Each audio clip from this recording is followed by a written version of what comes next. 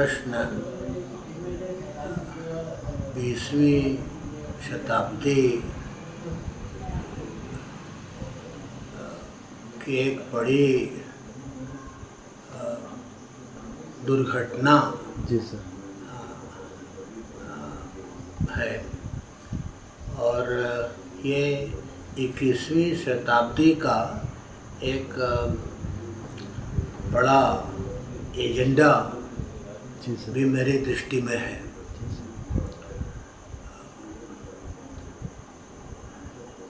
तिब्बत में बौद्ध धर्म शांत रक्षित के काल में पहुंचा और वहाँ एक छोटे से अंतराल के बाद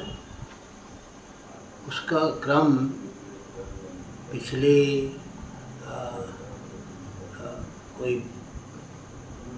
12-13 शताब्दियों से लगातार बना हुआ है, जबकि भारत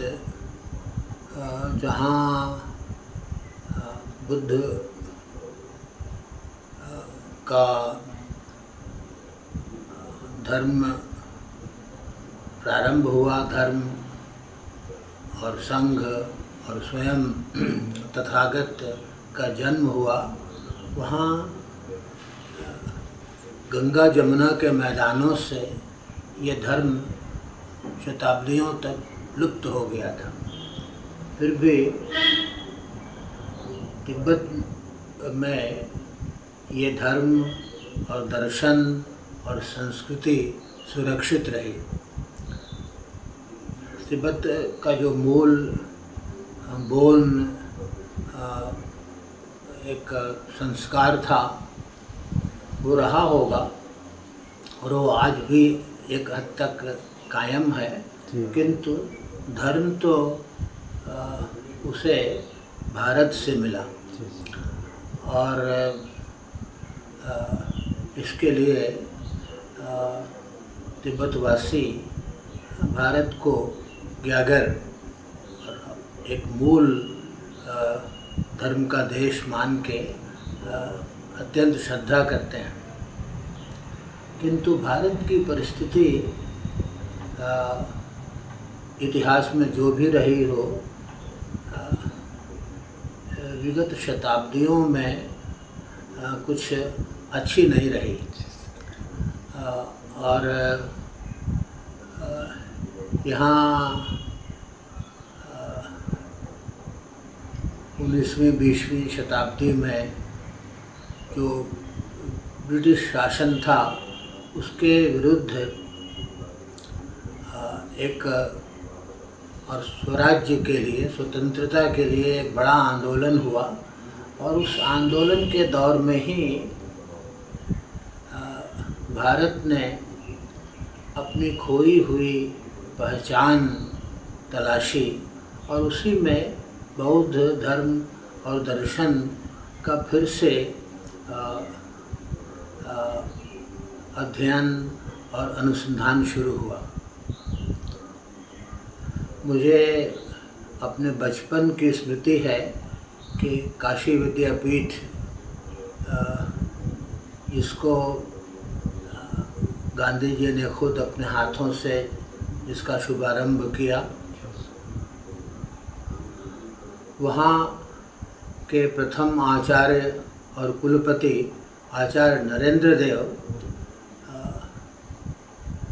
अपने व्यस्त शैक्षणिक और राजनीतिक जीवन के साथ साथ बौद्ध धर्म दर्शन का अध्ययन करते थे और इस विषय की एक बड़ी प्रामाणिक पुस्तक बौद्ध धर्म दर्शन उन्होंने वहीं रहकर लिखना प्रारंभ किया था। प्रारंभ में तो कुछ निबंध थे और उन्हें आगे चलकर एक पुस्तक का रूप दिया गया।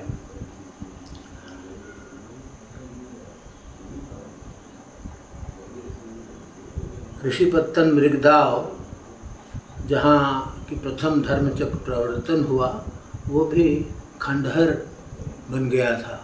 और उसकी पहचान भी लुप्त हो गई थी। पुरातत्व की खोज से ये स्तूप, धमेक स्तूप और चौखंडी स्तूप और आसपास के जो आजकल पुरातत्व के अवशेष ही देखते हैं, ये सब ढूंढ निकाले गए। और इनमें हम लोग बचपन में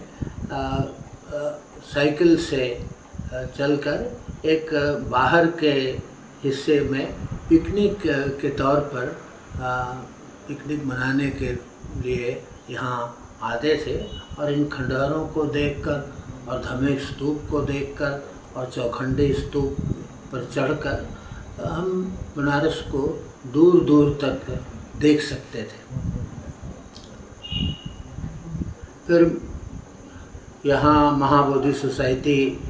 की स्थापना अनागारिक धम्मपाल ने की और यहाँ एक संगठित रूप से 20वीं शताब्दी के तीसरे चौथे दशक से शायद 1933-34 में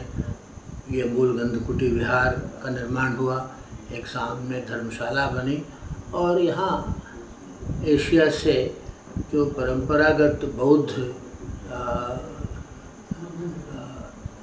भिक्षु और उपासक उपासिकाएं आने जाने लगे। इसी बीच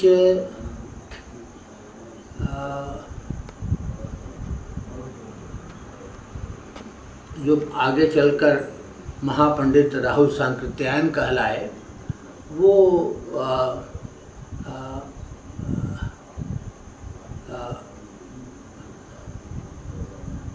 तिब्बत की यात्रा के लिए प्रतिष्ठित हुए। उनकी उसमें रुचि हुई और पहली यात्रा तो उन्होंने नेपाल के रास्ते की और फिर आगे की यात्रा के लिए उन्हें आचार्य नरेंद्र देव ने वहाँ जो भारतीय सिल्क के व्यापारी थे उनके पते इत्यादि भी दिए और बौद्ध धर्म की पूरी पृष्ठभूमि से अवगत होकर राहुल सांकृत्यायन ने तिब्बत की यात्राएं की और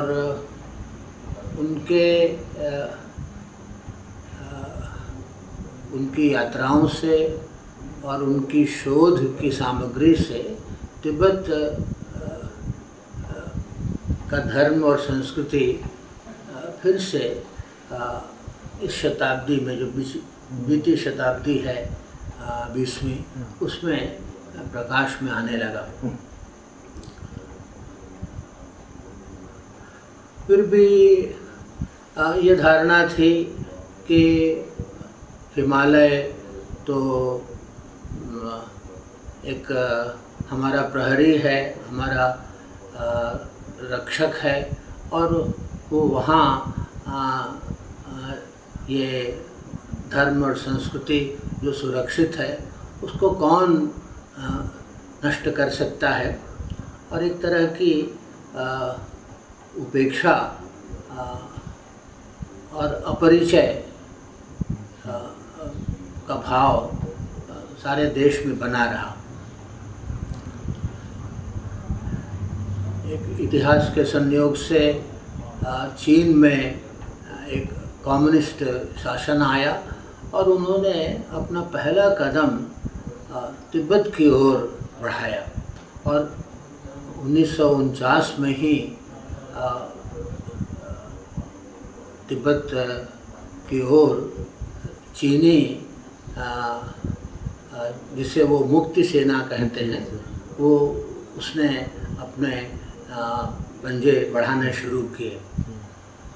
उसी समय में भारत में जो समाजवादी आंदोलन जिससे मैं भी प्रारंभ से ही जुड़ा हुआ था, उसके एक प्रखर नेता डॉक्टर राम मनोहर लोहिया ने कहा कि ये एक राक्षस एक शिशु को दबोच रहा है और एक बड़ी दुर्घटना घटित हो रही है। उन्होंने लंदन में इस विषय में 1949 में ही एक वक्तव्य में इस इस खतरे की ओर ध्यान दिलाया। 1950 की दहाई में ये संकट बड़ा ही बड़े उग्र रूप में आया और परम पावन दलाई लामा जी उन दिनों युवक ही थे और अभी उन्होंने दलाई लामा का पद भी ग्रहण नहीं किया था विधिवत। उन्हें ये खतरा बिल्कुल आसन्न देखा और अपने ओर से उन्होंने इस खतरे को भांप के इसका कुछ स्थानीय तौर पर प्रबंध करने का भी उपक्रम किया, किंतु कहाँ तो 60 लाख की आबादी का तिब्बत, जहाँ की कोई सैनिक तैयारी नहीं थी, जो धर्म और संस्कृति के ही क्रियाकलाप में संलग्न था, और जहाँ पूरी 19वीं शताब्दी में जो ब्रिटिश नीति थी वो तिब्बत को भारत और चीन के बीच में एक स्वतंत्र मुक्त क्षेत्र के तौर पर देखती थी और उसकी सुरक्षा का प्रबंध वो समझौतों के जरिए भारत के जरिए करती थी और चीन को इन सब मामलों से दूर रखती थी। इस समझ को भी भुलाकर और हिंदी चीनी भाई भाई के एक झूठे और एक फरेबी नारे में और पंचशील के तथाकथित समझौते ने भारत को इस बढ़ते हुए खतरे की ओर से जैसे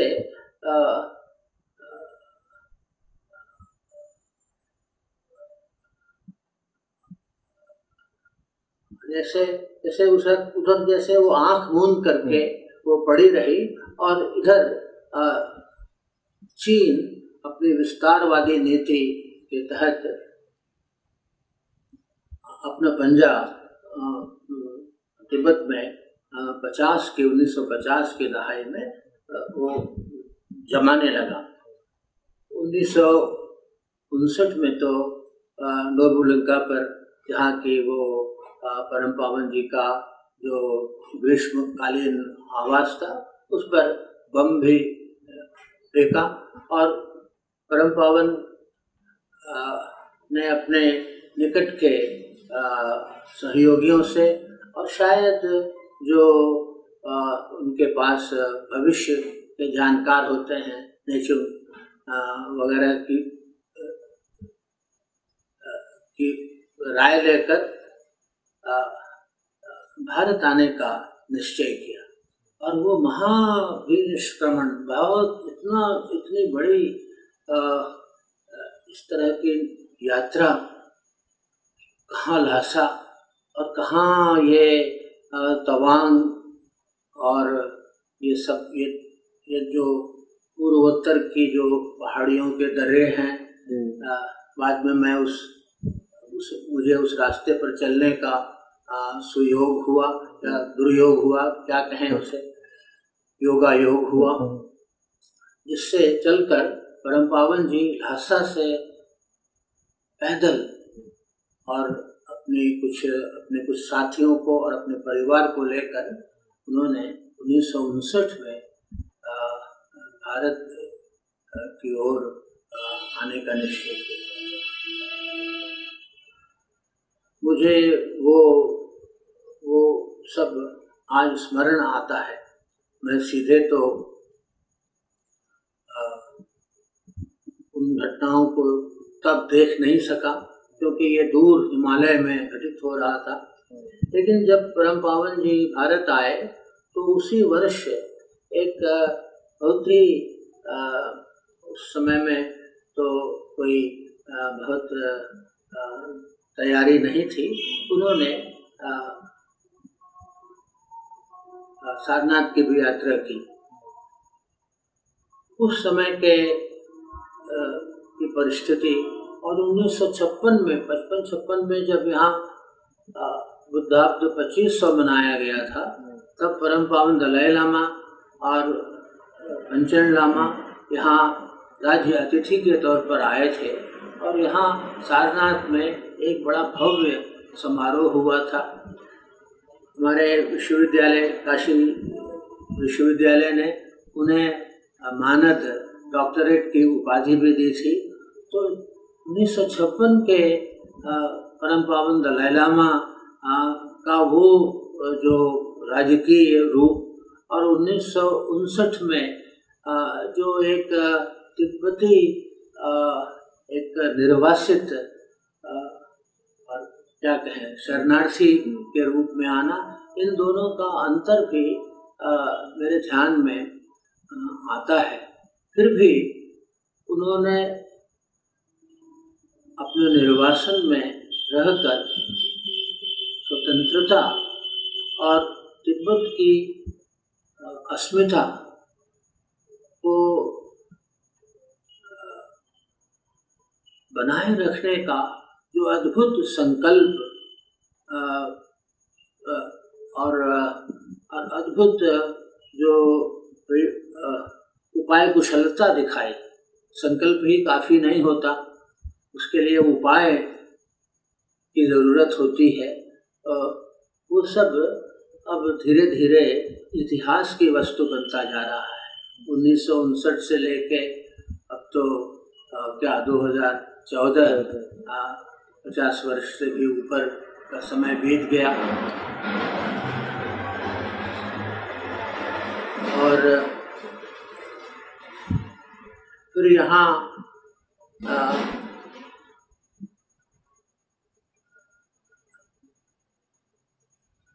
वाराणसी जो प्रथम धर्मचक्र प्रवर्तन का स्थल है, और जहाँ से एक बौद्ध विद्या का और धर्म का और संघ का प्रसार सारी दुनिया में हुआ था, वहाँ ये बौद्ध अध्ययन की परंपरा लुप्त हो गई थी। जैसा मैंने आपसे शुरू में जिक्र किया कि आचार्य नरेंद्र देव ने इसका अध्ययन अनुशीलन अपने प्रेरणा से स्वयं शुरू किया, और कुछ उसके निबंध इत्यादि प्रकाशित होते थे। महाबोधि सोसाइटी ने ये मूलगंध कुटी विहार का निर्माण करा दिया था, और एक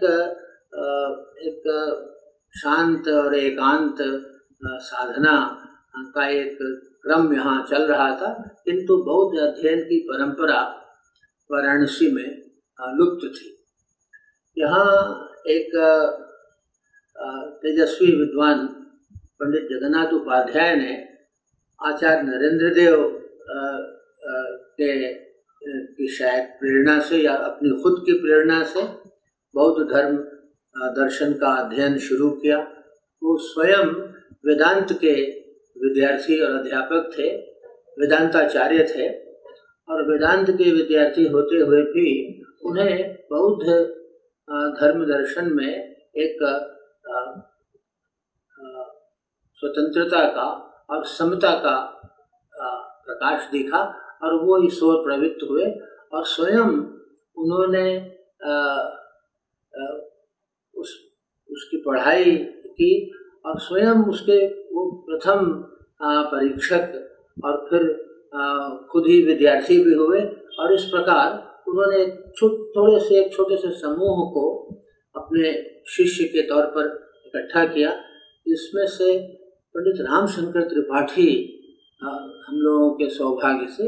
आज तक हमारे बीच हैं और बौद्ध अध्ययन और शोध का निर्देशन आज भी कर रहे हैं। तो ऐसे एक छोटे से समूह ने यहाँ संपूर्णानंद संस्कृत विश्वविद्यालय के ही प्रांगण में और उसके ही एक बौद्ध कक्ष में इस अध्यापन का प्रारंभ किया। प्रारंभ में पाली बौद्ध धर्म दर्शन का विशेष रूप से अध्ययन होता था, किंतु तिब्बत के विद्वानों के आने के बाद ये अनुभव हुआ कि पहले तो भारत से जो हिमालयी प्रदेशों के जो छात्र थे और अध्ययन के इच्छुक थे वो तिब्बत जाते थे। ये पूरा लद्दाख से लेके अरुणाचल प्रदेश तक का सारा हिमालय का ऊपरी हिस्सा है, 10,000 फीट और उसके ऊपर का, वो बौद्ध हिमालय है। हिमालय तो हिमालय है, वो न तो हिंदू है, न बौद्ध है, न जैन है, न सिख है, लेकिन न ईसाई है। किंतु यहाँ परंपरागत बौद्ध बसते हैं। जबकि भारत की जो गंगा जमुना की जो भूमि है, जो मध्य देश कहलाता है, इस मध्य देश से बौद्ध धर्म लुप्त हो गया, तो भी ये हिमालय के प्रत्यंत प्रदेश में हिमालय में लद्दाख से लेकर अरुणाचल तक मैंने खुद इन प्रदेशों की यात्रा की है पिछले 50 वर्षों में, और यहाँ जाकर उन जनजातियों के बीच और उनके उस ऊंचाई और दुर्गम स्थानों में इस बौद्ध संस्कृति को जीवित रूप में खुद अनुभव किया है, और उसके कुछ चित्र आदि और उसकी कुछ यात्रा वगैरह का बखान करके कुछ यात्रा वृत्तांत प्रकाशित किए, जिनका कि हिंदी में विशेष करके अच्छा स्वागत हुआ। और इन सब से हिमालय के तो विद्यार्थी थे, किंतु वो अब तिब्बत नहीं जा सकते थे। वो उच्च अध्ययन के लिए जो किन्नौर इत्यादि के थे वो तशिलुनको जाते थे, और बाकी लोग ल्हासा जाकर उच्च अध्ययन करते थे। किंतु वहाँ चीन का कब्जा होने से और कम्युनिस्ट शासन स्थापित हो जाने से और परम पावन के निर्वासन से वहाँ यह जाने का क्रम तो संभव नहीं था, वो तो बंद हो गया था। तो जब परम पावन जी यहाँ 1959 में आए और तत्कालीन प्रधानमंत्री पंडित जवाहरलाल नेहरू ने उनका तेजपुर में स्वागत किया, और उन्हें शुरू में तो धर्मशाला नहीं, शुरू में मसूरी में लाकर राजकीय अतिथि के रूप में रखा। और एक माने में कहें तो यहाँ पंडित नेहरू ने तिब्बत को चीन को सौंप कर एक पाप किया, वहीं उस पाप का प्रायश्चित करने का भी उन्होंने एक तरह से मन बनाया। और परम पावन दलाई लामा के साथ जो उनके परिवार के और उनके सहयोगी और विद्वान और व्यापारी और युवक आए, उनको भारत में एक अलग सा दर्जा देकर भारतीय नागरिक न होते हुए भी उन्हें यहाँ भली प्रकार आगे चलकर तो धर्मशाला हिमाचल प्रदेश के कांगड़ा की घाटी में स्थित ऊपरी धर्मशाला मैकलॉडगंज जो कहलाता था, वहाँ परम पावन जी की कोठी हुई। और वहाँ से प्रवास में रहते हुए तिब्बती प्रशासन काम करने लगा। किंतु ये चिंता थी कि वो विद्या जो शताब्दियों से तिब्बत में सुरक्षित थी, उसका क्या होगा, उसका क्या भविष्य है, क्योंकि तिब्बत में तो वो उसको स्थान नहीं था। और जो भारतीय विद्यार्थी हिमालय के विशेषकर तिब्बत में जाकर वो विद्या ग्रहण करते थे, वो भी अब वहाँ जाने का कोई मतलब नहीं है, कोई संभावना ही नहीं है, कोई अर्थ तो छोड़ दीजिए, वो शारीरिक रूप से भी वो संभव नहीं है। तो इस विद्या का क्या भविष्य है, इस पर परम पावन दलाई लामा जी और पंडित नेहरू ने परामर्श कर कुछ विद्या केंद्र भारत में खोलने का निश्चय किया। एक सिक्किम में गैंगटॉक में एक इंस्टीट्यूट बना और विशेषकर परम पावन की दृष्टि में वाराणसी में एक ऐसा शिक्षा संस्थान बनाने का उनके मन में एक संकल्प था। और यहाँ भारत सरकार की सहायता से केंद्रीय तिब्बती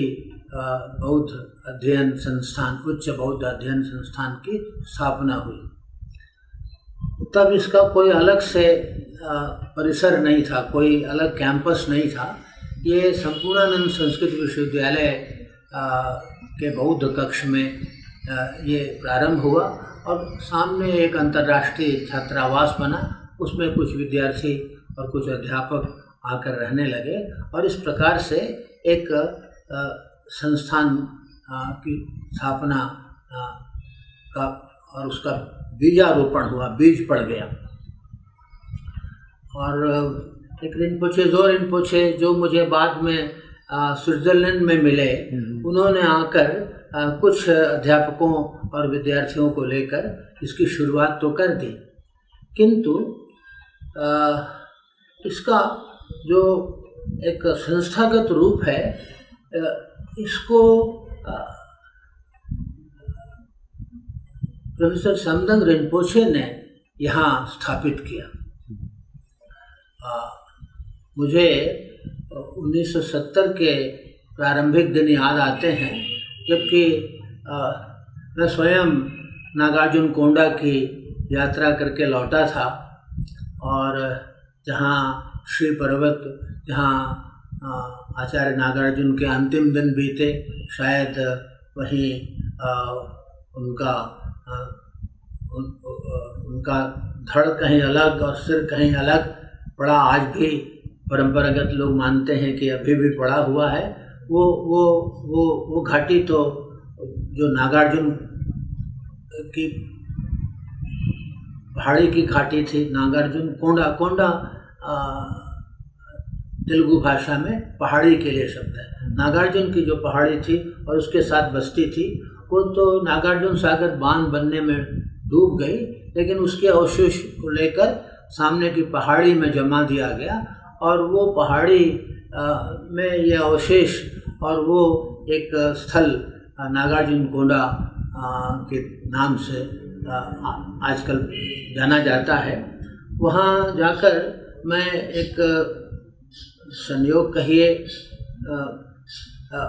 वहाँ जाकर एक तरह से उस द्वीप में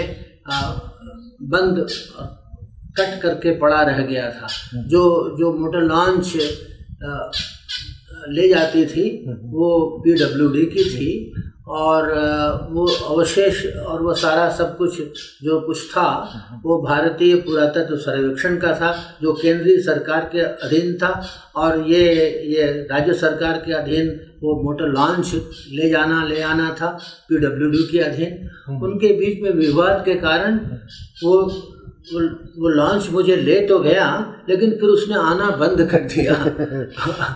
और मुझे उस द्वीप में वो करीब जैसे बिल्कुल तो भूखे रहने की नौबत नहीं आई, लेकिन बहुत थोड़े से अन्न और थोड़े से नमक और इसके साथ मुझे वहाँ रहकर उसको गहराई से अनुभव करने का, नागार्जुन और उनकी परंपरा को और उनके दर्शन और उनकी कारिकाओं को में उतरने का, कारिकाओं में तो बाद में चलकर उनके जीवन और दर्शन का परिचय प्राप्त करने का अवसर मिला था। तो मैं जब उधर से लौटा था तब तक यहाँ प्रोफेसर समदंग रिम्पोछे ने यहाँ तिब्बती संस्थान के प्रिंसिपल का पद भार ग्रहण किया था। और पंडित जगन्नाथ उपाध्याय ने शायद उनसे कहा होगा और उनको भी लगा कि मैं नागार्जुन कोंडा की यात्रा करके आया हूँ। नागार्जुन कोंडा और श्री पर्वत ये बौद्ध विद्वानों के लिए एक दूर की चीज़ थी। उन्होंने अपने ग्रंथों में इसके बारे में पढ़ा था, किंतु ऐसा स्थान भी है और वहाँ जाया जा सकता है, इससे तब परिचित नहीं थे। तो उन्होंने मुझे आकर विद्यार्थियों को इस बारे में कुछ वार्ता का निमंत्रण दिया। और तब 1970 रहा हो, आजकल ठीक वर्ष भी याद नहीं रहता,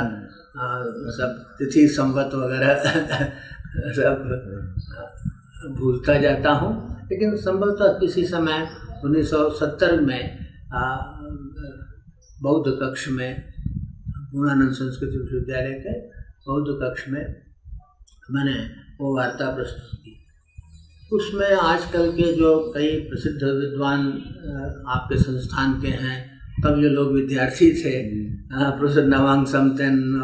आचार्य लोकजंग निर्भु शास्त्री और ये समतेन गंपा जो फिर लाइब्रेरियन और इतिहास के अध्यापक इत्यादि हुए, ये सब उस समय में वहाँ विद्यार्थी शास्त्री की परीक्षा के लिए और उपाधि के लिए अध्ययन कर रहे थे। और ये सब एक सिलसिला जम रहा था।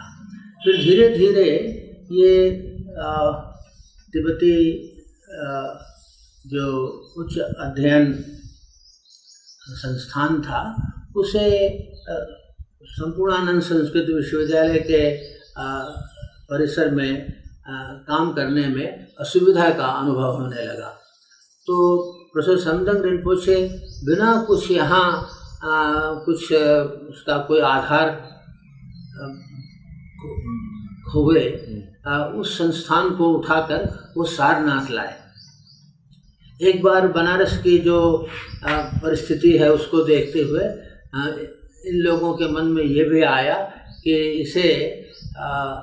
जो राजस्थान का माउंट आबू है वहाँ क्यों न ले जाया जाए। वहाँ थोड़ी शायद इतनी गर्मी भी नहीं हो और इतनी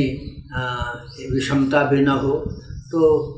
किंतु परम पावन दलाई लामा इस बात पर दृढ़ संकल्प थे कि यह संस्थान तो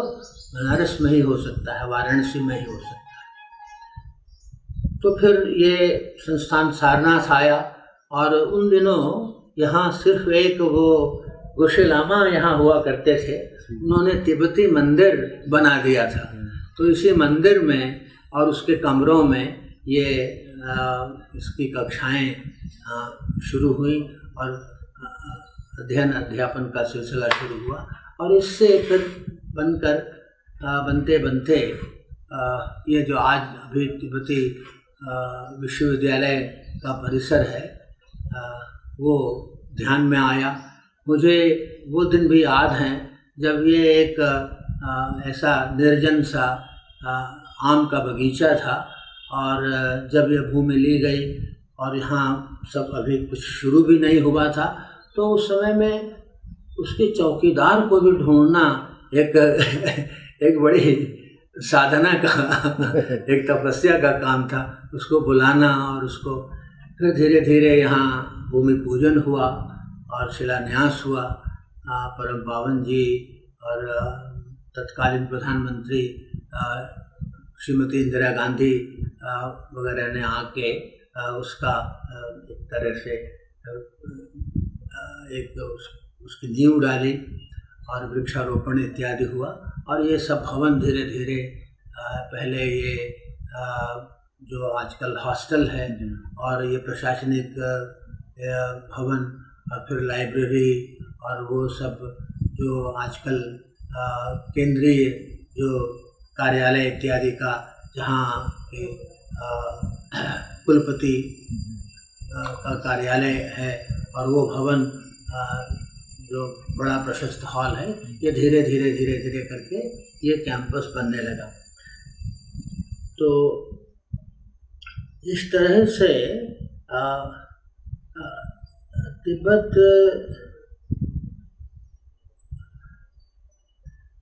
का तो जो मूल जो है वो तो फिर नहीं लौट सकता, किंतु जैसे एक समुद्र के तल का असली मोती समुद्र के तल में होता है, वो और एक जो बनाया हुआ मोती होता है उसमें इतना अंतर है। उतना अंतर के साथ तिब्बती प्रकार का जो बौद्ध धर्म और संस्कृति का रूप वाराणसी में स्थापित हुआ। इसके लिए भौतिक आधार सबसे ज़्यादा कर्नाटक राज्य में तत्कालीन मुख्यमंत्री निजलिंगप्पा ने प्रदान किया। ये बेलाकुप्पी और मुनगोट, ये दो बड़े जो उन्होंने जंगल के वो क्षेत्र थे उनको साफ करके और एक एक तिब्बती परिवार को 2.5 एकड़ ज़मीन। वैसे तो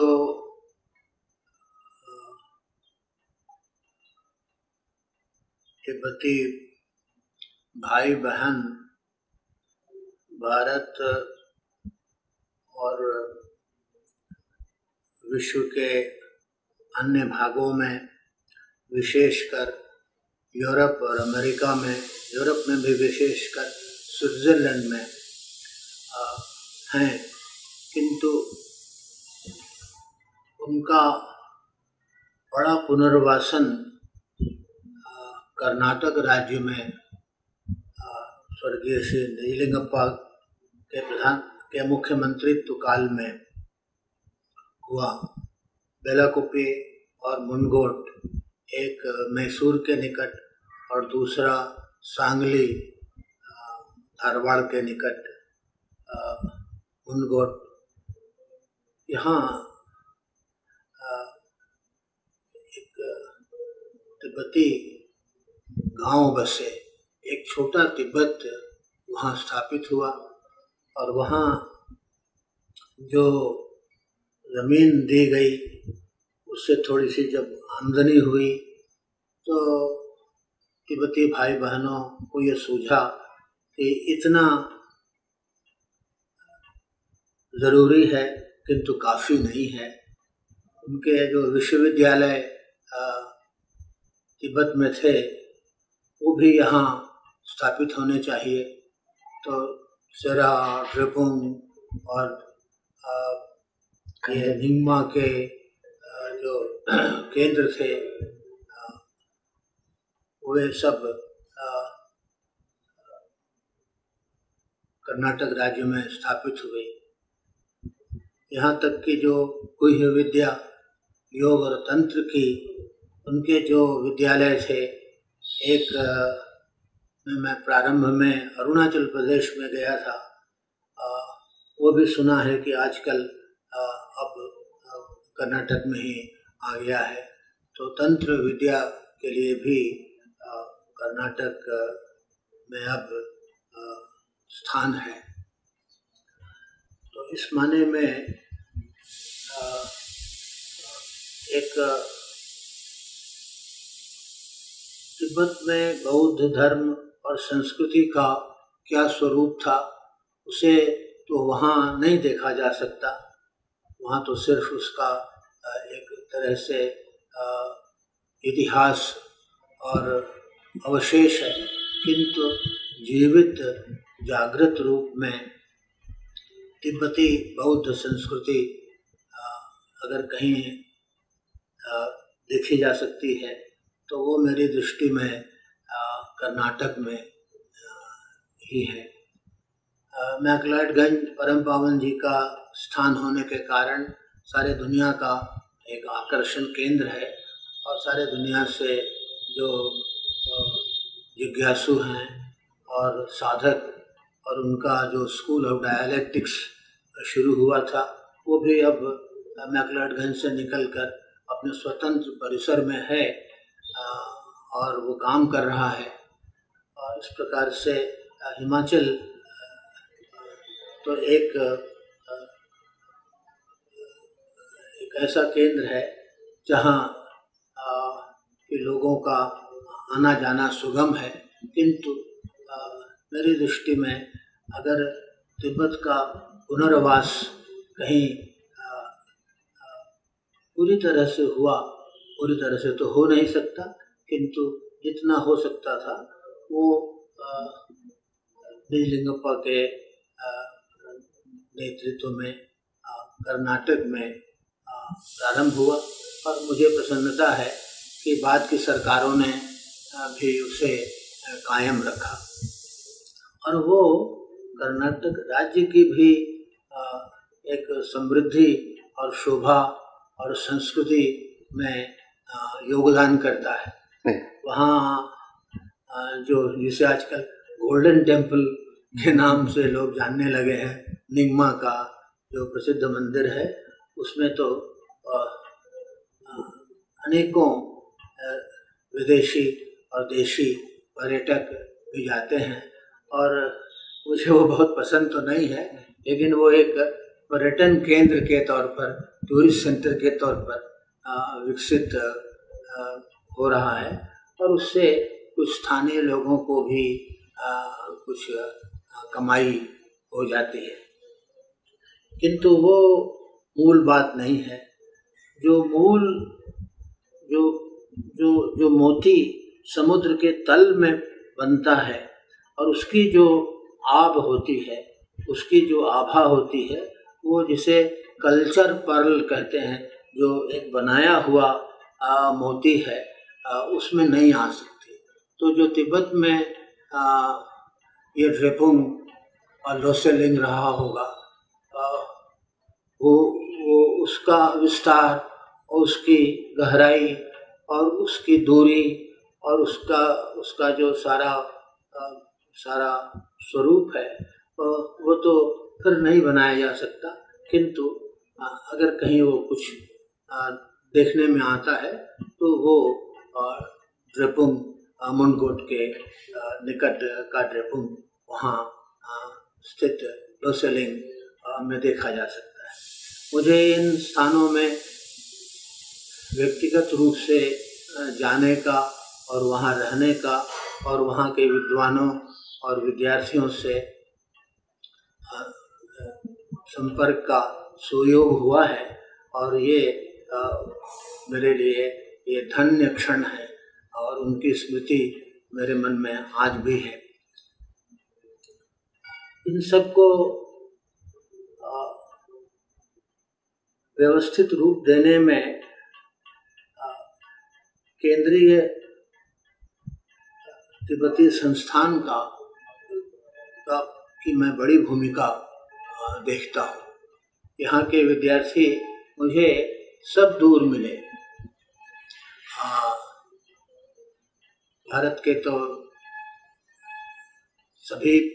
क्षेत्रों में और सुदूर हिमालय में, जो कि भारत का ही अंग है, किंतु बाहर भी खास तौर से स्विट्जरलैंड में जो बस्तियां हैं, उनमें भी यहाँ के पढ़े हुए विद्यार्थी और स्नातक इस संस्कृति की अलग जगाए हुए हैं। इन सब के बनाने में अनेक अध्यापकों और विद्यार्थियों और कार्यकर्ताओं के साथ प्रोफेसर समदम रिनपोचे की भूमिका अग्रगण्य है। ज्ञानी नाम अग्रगण्यम, ज्ञानियों में एक अग्रगण्य के रूप में वो स्मरण आते हैं और उनमें प्रज्ञा और उपाय का एक युगनथ रूप देखने को मिला और मुझे उनके साथ का और उनके प्रेजेंस का प्रत्यक्ष अनुभव है और इस नाते मैं इस पर बहुत कुछ कहने में यहाँ तक कि बोलने में भी कुछ संकोच का अनुभव करता हूँ। फिर भी मुझे ये ध्यान में आता है कि उनके जीवन के 75 वर्ष पूरे हो रहे हैं और आगामी 5 नवंबर को उनके विद्यार्थियों ने और उनके सहयोगियों ने यहाँ उनका 75वां जन्मदिन विशेष रूप से मनाने का एक निश्चय किया है। तो ये एक अच्छा काम है। जो पूजनीय हैं उनकी पूजा करना, उनका वंदन करना, उनका कीर्तन करना, ये एक उत्तम मंगल है। पूजा च पूजनीयम एतत् मंगल उत्तमम, ये उत्तम मंगल है और ये कार्य भी यहाँ संपन्न हो रहा है। और जैसा मुसलमान भाई कहते हैं इंशाअल्लाह इंशाअल्लाह मुझे भी उस आयोजन में भाग लेने का सुअवसर मिलेगा, ऐसी मैं आशा करता हूँ। स्वास्थ्य की संपत्ति तो बहुत अच्छी नहीं है, लेकिन अब उसे कितने दिन रह ही गए हैं, तो अगर सब कुछ ठीक रहा तो उसमें मैं आप सबके साथ उनके दीर्घ और यशस्वी जीवन की और एक कामना, शुभकामना, मंगल कामना में आप सबके साथ रहूँगा। इस तिब्बती संस्थान को जो स्वतंत्र रूप से काम करने का एक अवसर मिला, उसमें इसे यूनिवर्सिटी ग्रांट्स कमीशन के एक्ट का, यूनिवर्सिटी ग्रांट्स कमीशन एक्ट के अनुच्छेद 3 के अंतर्गत जो डीम्ड यूनिवर्सिटी का institutions of national importance deemed to be university का दर्जा मिला, उसका एक स्थान है। ऐसा तो नहीं है कि उसके मिलने से ही ये सब ढांचा खड़ा हुआ। वो संस्थान काम कर रहा था, उसका यश देश में और दुनिया में फैल रहा था और उसको ही मान्यता मिली जब इसे डीम्ड यूनिवर्सिटी का दर्जा दिया गया। और उस समय ये बौद्ध विद्या का केंद्र है, तो इसमें पंच महाविद्याओं के ये 5 संकाय काम करें। ये बौद्ध विद्याएं हैं: शब्द विद्या, हेतु विद्या, चिकित्सा विद्या, शिल्प विद्या और अध्यात्म विद्या। तो इनमें से 4 तो सबके लिए सामान्य हैं: शब्द, हेतु और चिकित्सा और शिल्प, क्योंकि साहित्य और शब्द का जो सारा विस्तार है वो सिर्फ कोई एक बौद्धों की ही वस्तु नहीं है। सभी धर्म और दर्शन शब्द का व्यापार करते हैं और उनका व्यवहार करते हैं। फिर हेतु या न्याय शास्त्र का अध्ययन भी विविध दार्शनिक प्रणालियों में होता ही है। चिकित्सा जब देह है तो उसके साथ, बल्कि जन्म के साथ व्याधि भी लग जाती है, और उससे बचाव के लिए जीवन आयुष की रक्षा के लिए आयुर्वेद का भी कोई न कोई प्रकार हर सभ्यता और संस्कृति में होता है। ऐसा नहीं है कि भारतीय आयुर्वेद को ही पूरी तरह से वहाँ दोहरा दिया गया तिब्बत में, लेकिन भारत का आयुर्वेद विशेष करके वृद्ध वाग्भट का अष्टांग हृदय आधार बना। किंतु वहाँ जो चीन से और फारस से प्राप्त ज्ञान विज्ञान था उसको भी शामिल किया, और शायद जो पुरानी जो हिमालय की अपनी एक जड़ी बूटी की एक पहचान हो, और उसकी एक विद्या हो, और एक अंतर्दृष्टि हो, उन सब का मेल करके सोवा रिग्पा की जो विधि विकसित हुई, वो तिब्बत की तो एक अपनी विशेष है ही, किंतु उसमें भी तमाम संस्कृतियों का और ज्ञान विज्ञानों का योगायोग है। फिर भी ये चिकित्सा विद्या भी हर धर्म और संस्कृति में होती ही है, किंतु बौद्धों की जो विशेष अध्यात्म विद्या है, जिसका स्वयं जो प्रथम ज्ञानी बुद्ध हैं उनके द्वारा उपदेश और उसका व्यवहार हुआ है, वो विशेष है, वो बौद्धों की विशेष है। उस विशेष विद्या के लिए सारी दुनिया में आकर्षण भी है। जो अनेक बौद्ध केंद्र पश्चिमी दुनिया में खुले हैं, उनमें मैंने रह कर देखा कि शास्त्र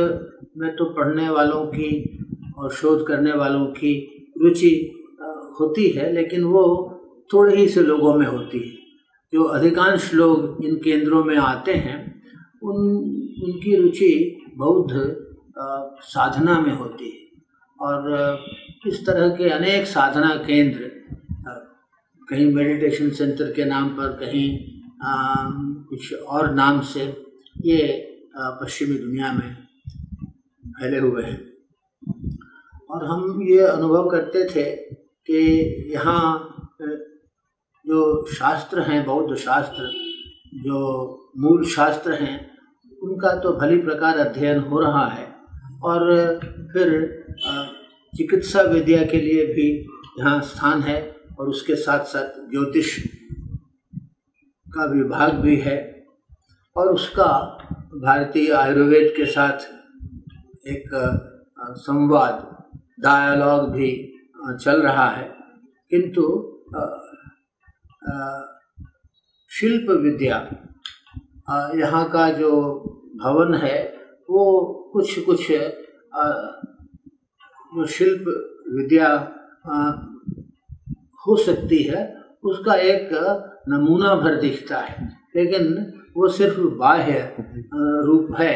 उसकी जो अंतरंग विद्या है और उसकी क्या क्या गहराई है, उन सब का कितना अध्ययन हो पाता है, ये मुझे ठीक ठीक ज्ञात नहीं है। हमारी चेष्टा ये भी थी कि वो जो बौद्ध शिल्प है, जो कि सारे हिमालय में आज भी देखा जा सकता है, और जो जीवित और जागृत है, सिर्फ वहाँ अवशेष नहीं है, खंडहर नहीं है, वो पुरातत्व की वस्तु नहीं है, वो जीवित जागृत केंद्र हैं, चाहे वो लद्दाख हो और उसकी हिमी और अन्य गोनपाएँ हों, वो जो या फिर अरुणाचल प्रदेश में तवांग की बड़ी गोनपा हो, वो कैसे शताब्दियों की मार सहते हुए और उसकी शीत और उसकी उपेक्षा सहते हुए, और फिर जलवायु, विषम जलवायु, तेज हवाएं, ठंड और संचार साधनों का अभाव इत्यादि में कैसे 1000 साल से ऊपर से जीवित हैं, ये सब विद्या का जो मूल है वो उसका भी कुछ अध्ययन अनुसंधान हो, ऐसी हम लोगों की एक कल्पना और कामना थी। मुझे ठीक ठीक पता नहीं है कि इस दिशा में कितना काम हो पा रहा है, किंतु जो अध्यात्म विद्या है, जो बौद्ध विद्याओं की 5 महाविद्याओं में शब्द, हेतु और चिकित्सा, शिल्प, इन 4 के को छोड़ दें तो और इनको साथ भी लें तो जो अध्यात्म विद्या है, जो बौद्धों की मुख्य विद्या है, उसके अध्ययन और अनुसंधान में कुछ आधुनिक विशेषज्ञों को और ख़ास तौर से शासन को थोड़ी सी हिचक होती है। उन्हें लगता है कि शायद ये कोई धार्मिक एक कर्मकांड में न फंस जाएं और उसमें कोई उसका, जैसे आजकल सेक्युलर रूप कहते हैं, तो वो सेक्युलर रूप कहीं उस पर चोट ना आए, इसलिए शायद उसके लिए बहुत स्थान नहीं बन पाता। हालांकि सामान्य जन में और जो बौद्ध धर्म और दर्शन की ओर आकृष्ट होते हैं, उन विशिष्ट जनों में भी इस अध्यात्म विद्या के लिए सबसे ज़्यादा रुचि है। अधिकतर जो लोग आकृष्ट होते हैं वो जो बौद्ध योग है, शमत विपश्यना का, या जो तंत्र है, उसकी ओर उनका आकर्षण होता है, किंतु उसका कहीं प्रामाणिक परिचय उन्हें प्राप्त नहीं होता। और जो तंत्र की विद्या है, उसके प्रति एक न सिर्फ अज्ञान है बल्कि कुसंस्कार कि ये कोई योगा फॉर सेक्स जैसे मुहावरे हैं उनमें फंसा हुआ सा दिखता है। अपरिचय से भी ज़्यादा कुसंस्कार, परिचय तो और अज्ञान तो परिचय से और ज्ञान से दूर हो सकता है, किंतु कुसंस्कार जो बैठा हुआ रहता है उसे निकालना बड़ा कठिन होता है। और इस दिशा में परम पावन जी ने जो कालचक्र तंत्र के खुले उपदेश किए, उनसे कुछ तो ये कुसंस्कार धूमिल पड़ा है, किंतु इनमें भी मैंने देखा कि भारतीयों से ज़्यादा और पूर्वी देशों के लोगों से ज़्यादा पाश्चात्य देशों के युवा युवतियाँ आते हैं और भारत में अभी भी तंत्र के लिए एक प्रकार की हिचक, एक प्रकार का कुसंस्कार बना हुआ है। तो इसके बारे में क्या किया जा सकता है, ये एक विचारणीय प्रश्न है। ऐसा नहीं है कि कोई इसका मेरे पास कोई कार्यक्रम है या कोई इसका एजेंडा है और जिसे मैं सेल करना चाहता हूँ, जिसे मैं प्रचारित और प्रसारित करना चाहता हूँ। किंतु मुझे ऐसा लगा कि जब वज्र विद्या संस्थान बना तो शायद ये वज्र विद्या संस्थान सारनाथ में ही है, और जो एक प्रमुख संप्रदाय है तिब्बती संप्रदायों में निगमा तो सबसे प्राचीन है, और फिर जो गद्युत और साक्यापा और गेलुक्पा, तो उसमें से गद्युत संप्रदाय का है जिनके पास साधना का एक प्रशस्त आधार है। तो वो अगर इस वज्र विद्या का जैसे आप मंत्र नय कहें तो प्रज्ञा पारमिता नय जो शास्त्र और शब्द वाली विद्या है उसका तो अध्यापन जो मूल शास्त्र है उसके अंतर्गत हो रहा है, किंतु अध्यात्म विद्याओं में से विशेष करके योग और तंत्र वही अध्यात्म विद्या का मूल है। उसके लिए क्या कुछ हो सकता है ये विचार नहीं है। मैं नहीं जानता कि तिब्बती विश्वविद्यालय में इस दिशा में कुछ हो सकता है या नहीं, किंतु ये जबकि इसके एक माने में संस्थापक वैसे